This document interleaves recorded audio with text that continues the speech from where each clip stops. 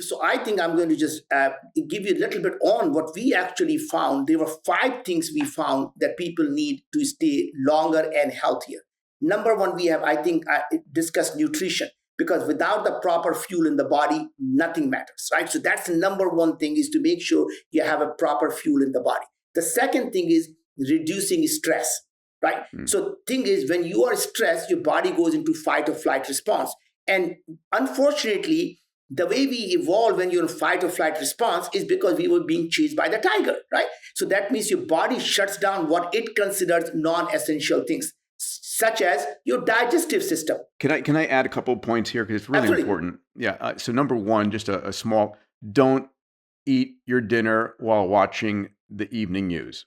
Okay, Absolutely. just don't do it. Helen Messier, who you know well, and I do, who's worked for both of us, she says vitamin O. Take some deep breaths, Yep. meditative, put yourself into rest and digest mode, your parasympathetic nervous system. This is why people do thankfulness or prayers at the beginning of the Exactly. meal. The second thing is, we've got a lot of entrepreneurs who are watching the Moonshots podcast here, and one of the things I was just hearing Jeff Bezos speak about this, that that if you are stressed, it's typically because you have something going on that you're not taking action about. Mm. And it's your stress is a result of, it's there, you're going to have to do something, but as soon as you take even an action of acknowledging it to the other person, or setting up a phone call, or doing something that's going to move you towards solution, it will functionally reduce your stress levels.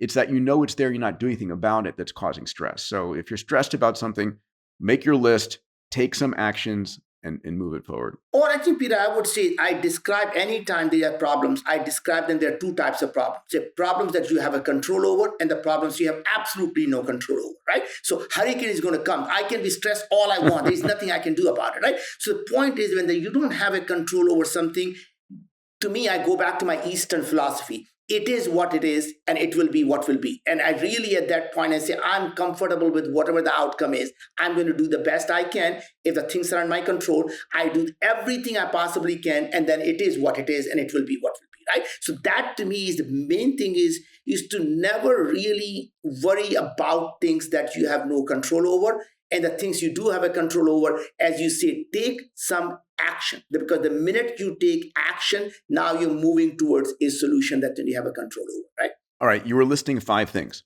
Yeah, so third was, Peter, that is exercise. And again, I think this is something, the only two in exercise, people have this idea you have to spend 7, 8 hours, 4 hours in the gym. That is wrong. What you have to do is get body to move and do some muscle strength, right? So as we are aging, making sure we're doing some strength training at least 2 to 3 times a week, but making sure you're doing a fast walk at least 4 or 5 miles every single day. And that's really is, in terms of exercise, it is making sure you move. You're not sitting, as I think, Peter, you say, sitting is new smoking. Move, even if nothing else, get on the damn treadmill at 2 miles an hour. Just keep moving, get your lymphatic system working, get your body to start getting the oxygen going, right? On the exercise front, I've shifted.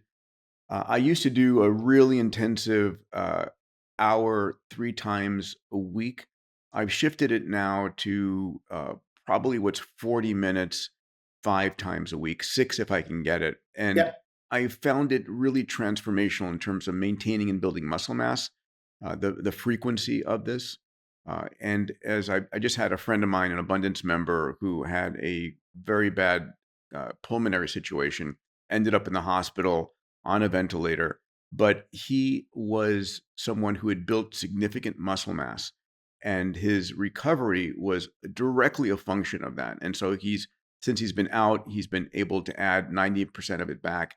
I mean, muscle mass is your reserve for being Absolutely. able to battle chronic situations or acute situations. Absolutely, Peter. And the fourth thing I think we can, most people don't realize as much, is sleep.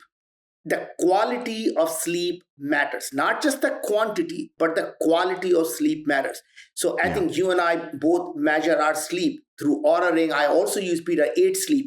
mattress Yeah, that keeps I the have both. I have yeah. Aura Ring and 8 Sleep as well. And I think that changes the temperature as I go to sleep, and I monitor our sleep because to us it's important we get hour and a half to 2 hours of REM sleep, and we get at least hour to hour and a half of deep sleep. It is Yeah, really really important.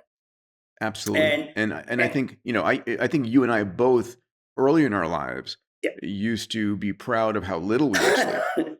yeah, I mean, in medical school, it was like, okay, I can yeah, get through 5 hours of sleep. That was like my, yeah, I'll sleep when I'm dead was yeah, a mantra, yeah, and that's yeah. just absolutely wrong. And I think the sleep is just as important as anything else because, in fact, Matthew Walker and many people will tell you that correlation between a poor sleep and many of the chronic diseases is a lot. I mean, so I think Yeah, really reducing inflammation, getting your brain active, I think sleep is.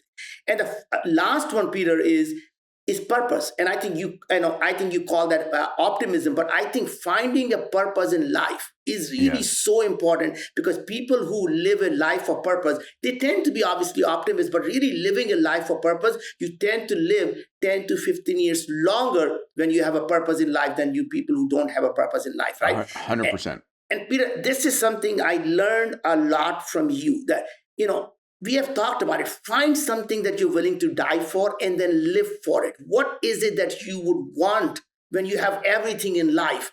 Is to do that now to get everything else in life. It is really about doing things that matter. Find something that can help 1 billion people live a better life, and you create $100 billion company from it.